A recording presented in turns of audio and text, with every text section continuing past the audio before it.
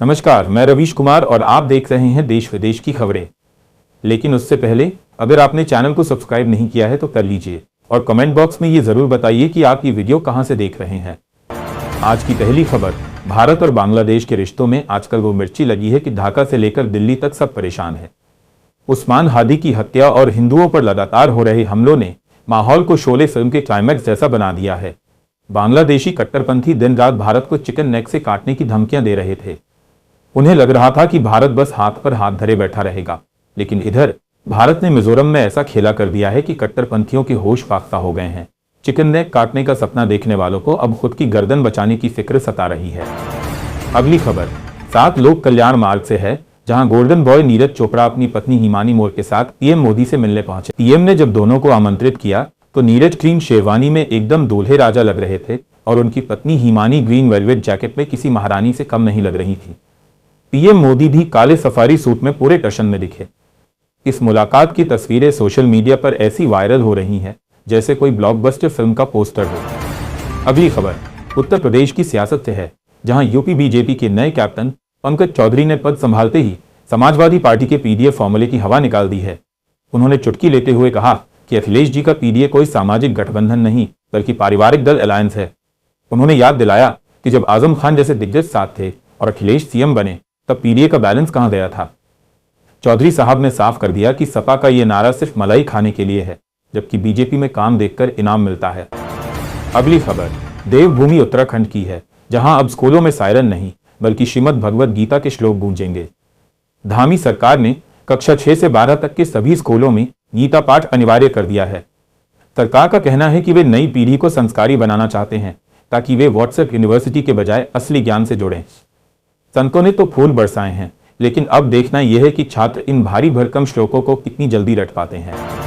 अगली खबर राजस्थान के अरावली पहाड़ों की है, जहां अब पहाड़ों से ज्यादा सियासी पत्थर चल रहे हैं। कांग्रेस ने आरोप लगाया है कि बीजेपी सरकार अरावली की नई परिभाषा लाकर खनन माफियाओं के लिए रेड कार्पेट बिछा रही है। आरोप है कि अगर सिर्फ 100 मीटर से ऊंचे पहाड़ों को अरावली माना गया तो नीचे बने ऐतिहासिक किले और प्राचीन मंदिर बुलडोजर की भेंट चढ़ जाएंगे।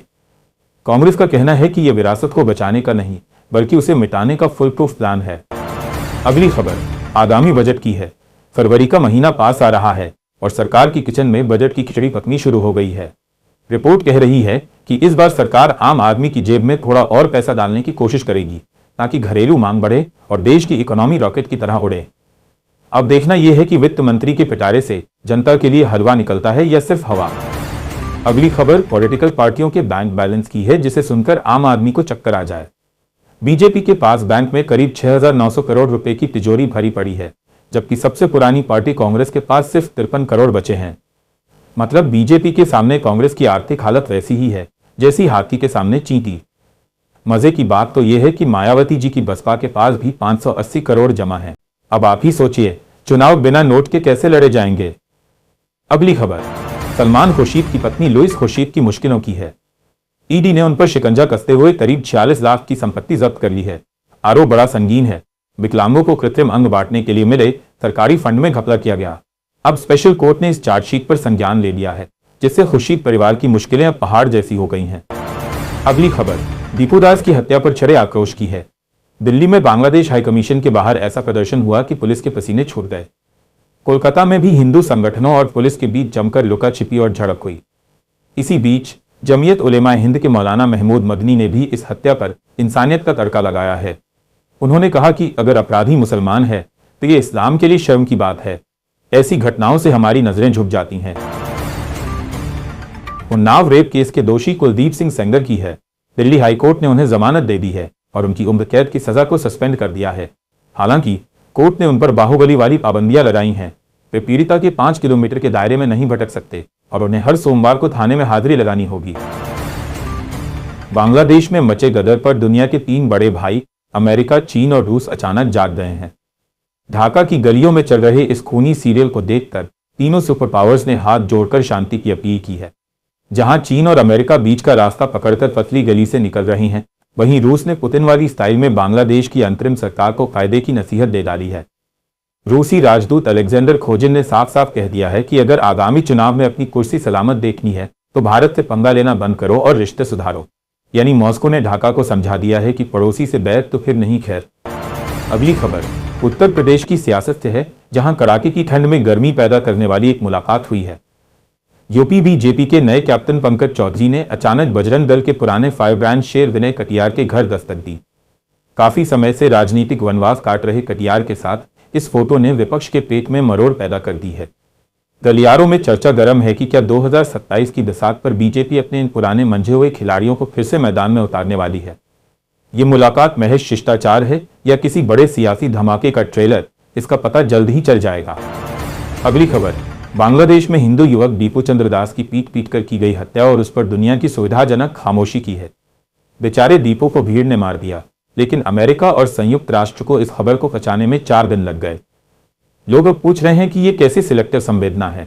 जब बांग्लादेश के किसी बड़े नेता को खरोंच आती है तो ये संगठन बुलेट की रफ्तार से बयान जारी करते हैं, लेकिन एक हिंदू युवक की जान जाने पर इनका रिएक्शन 2G की स्पीड से आता है। इस दोहरे मापदंड ने मानवाधिकारों के ठेकेदारों की पोल खोलकर रख दी है। अब ये खबर जनसंख्या विस्फोट और बदलती दुनिया की है। भारत में तो अवैध घुसपैठियों ने सरकारी थाली में छेद करना शुरू कर दिया है, लेकिन अब यह सिरदर्द 7 समंदर पार यूके तक जा पहुंचा है। लंदन की सड़कों का हाल देखकर लोग दांतों तले उंगली दबा रहे हैं। जहां कभी मॉडर्न में कैटवॉक करती थी, वहां अब हर तरफ काले काले बुरकों का ऐसा हुजूम है कि पहचानना मुश्किल हो जाए कि ये लंदन है या लखीमपुर। एक टूरिस्ट ने जब वहां का हाल दिखाया तो दुनिया चकरा गई। ऐसा लग रहा है मानो ब्रिटेन अब अपनी पुरानी पहचान को टाटा बाय बाय बोल रहा है। अगली खबर समंदर पार पेंटागन की उस रिपोर्ट की है जिसने ड्रैगन यानी चीन की हवा निकाल दी है। रिपोर्ट कह रही है कि चीन ने चुपके से मंगोलिया बॉर्डर के पास 100 से ज्यादा इंटरकॉन्टिनेंटल बैलिस्टिक मिसाइलें ICBM तैनात कर रखी हैं। चीन की ये परमाणु भूख और मिसाइलों का ढेर पूरी दुनिया के लिए किसी परमाणु बम वाली फिल्म के क्लाइमेक्स जैसा डरावना होता जा रहा है। अगली खबर क्रिसमस की खुशियों के बीच आई एक कड़वाहट की। Catholic bishop conference of India ने ईसाइयों पर बढ़ते कथित हमलों पर अपनी नाराजगी का लाउड स्पीकर खोल दिया है। जबलपुर का एक वीडियो वायरल हुआ है जिसमें एक बीजेपी नेत्री एक दृष्टिहीन महिला को अपशब्द कहती दिख रही हैं। अब बिशप साहब ने सीधे अमित शाह जी से गुहार लगाई है कि कम से कम सांता क्लॉज को तो शांति से आने दें। अगली खबर बिहार की है, जहां बीजेपी के कार्यकारी अध्यक्ष नितिन नबीन ने पटना पहुंचते ही विरोधियों को मिर्ची लगा दी है। उन्होंने राहुल गांधी पर तंज कसते हुए कहा कि Rahul ji part time politics करते हैं, हारते यहां हैं और मूड फ्रेश करने जर्मनी चले जाते हैं। नबीन ने हुंकार भरी कि केरल से बंगाल तक अब सिर्फ भगवा लहराएगा और राहुल गांधी जो विदेशों में जाकर देश की बुराई करते हैं, उन्हें जनता 2025 में ऐसा रिटर्न गिफ्ट देगी कि वे जर्मनी जाने का रास्ता भी भूल जाएंगे। अगली खबर सोने चांदी की चमक की है जिसने आम आदमी की आंखों में अंधेरा कर दिया है।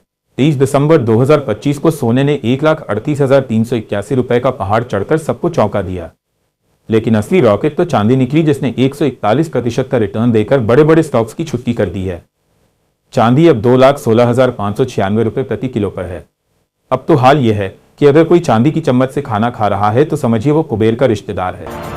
अगली खबर असम के कार्बी आंगलोंग की है, जहां अतिक्रमणकारियों को हटाने के चक्कर में माहौल गदर फिल्म जैसा हो गया है। पुलिस ने जब लाठीचार्ज किया और आंसू गैस के गोले छोड़े तो प्रदर्शनकारियों ने भी बाइक फूंक डाली। प्रशासन ने धारा 163 लगा दी है और शाम 5 बजे के बाद सड़कों पर सन्नाटा पसरा रहता है। मुद्दा यह है कि चराई वाली जमीन पर कुछ लोगों ने अवैध कब्जा कर रखा है, जिन्हें हटाना प्रशासन के लिए टेढ़ी खीर बन गया है। आज की आखिरी खबर केरल के शबरीमला मंदिर की है, जहां भगवान अयप्पा के सोने की कथित चोरी ने हड़कंप मचा दिया है।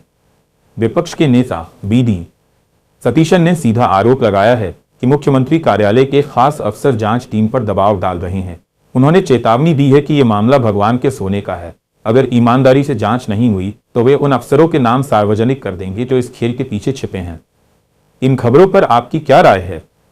क्या आपको भी लगता है कि महंगाई और सियासत दोनों का पारा अब कंट्रोल से बाहर है? कमेंट बॉक्स में अपनी भड़ास जरूर निकालें। देखते रहिए देश विदेश की खबरें।